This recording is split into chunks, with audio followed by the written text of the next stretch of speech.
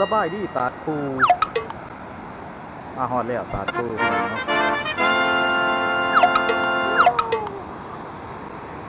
สบายดีตาดคู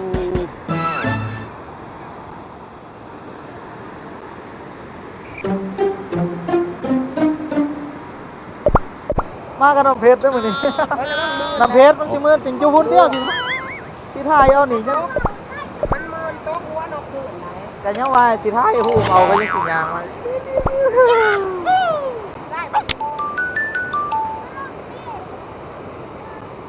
ยามันมืนได้นะมืนได้มืน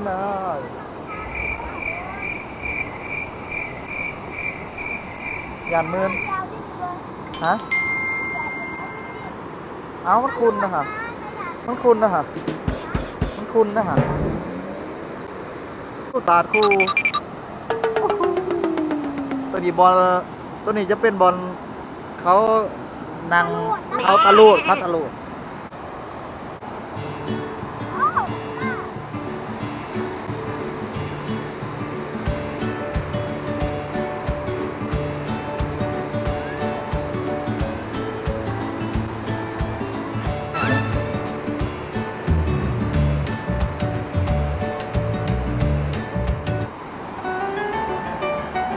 เย้ยทรงเกียร์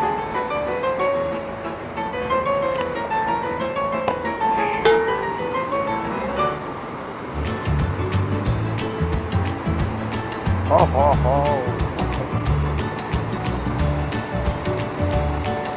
นี่คือธรรมศาสตร์น้ำตกตาดคู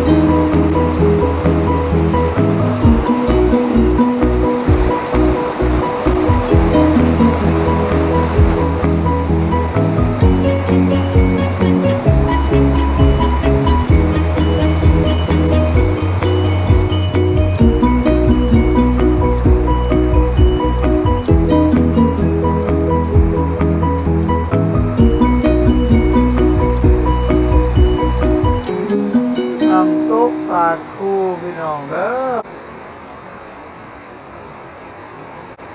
ตอนนี้เฮากะจะลงเนาะลงไปมุงดูว่าตอนนี้มาอยู่เพิ่มเลยนี่คือน้ำตกตาดคูดีสวยงามพี่น้อง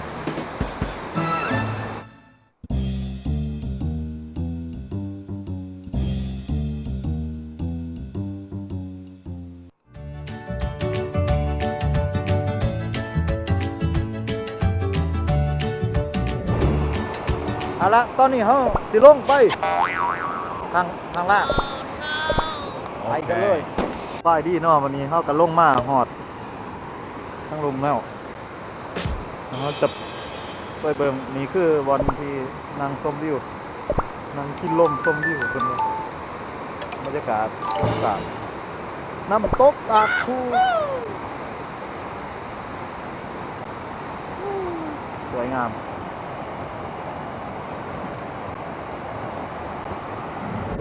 อะไรเนี่ย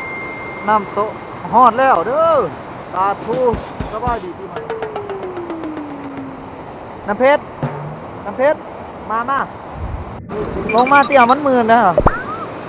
มุดเบ้อสีทายเอาเนี่ยมุดน้ำจับเพชรลีดน้ำตาดคูเนาะว้าบ่หนาวบ่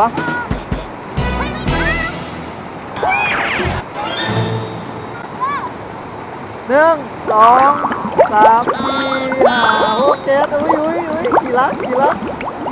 อุ้ยหมุนหนาวเก่ง ไปตามไป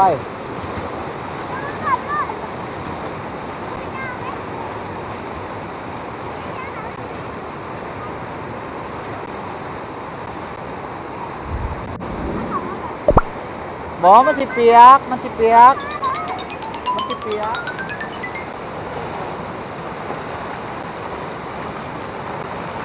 เออนี่หอดกันได้ลงแล้วค่อยๆนะระวังมือนะระวังมือมาจับมือระวังมือยางยุ้มตีนเนี่ยน้อยหนึงยุ้มตีนนี่ยุ้มแล้วนี่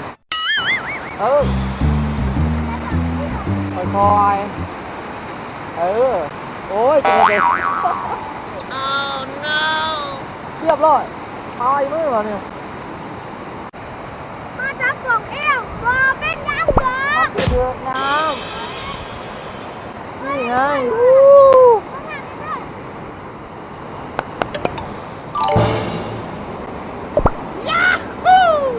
ไปแล้วชุดบวกมาบนนะ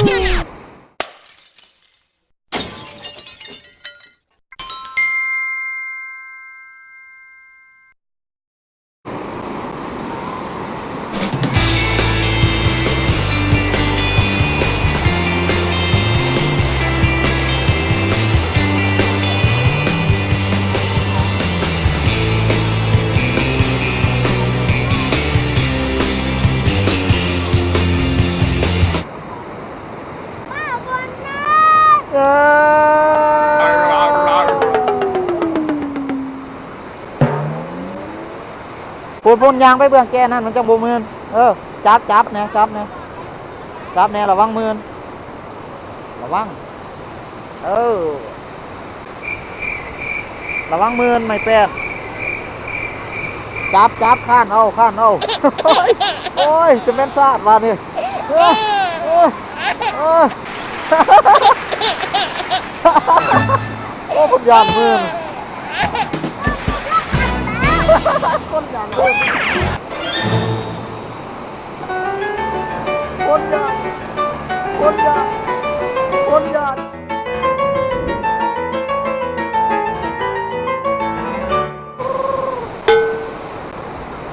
เอาไอ้เก็บฝากก็เดียว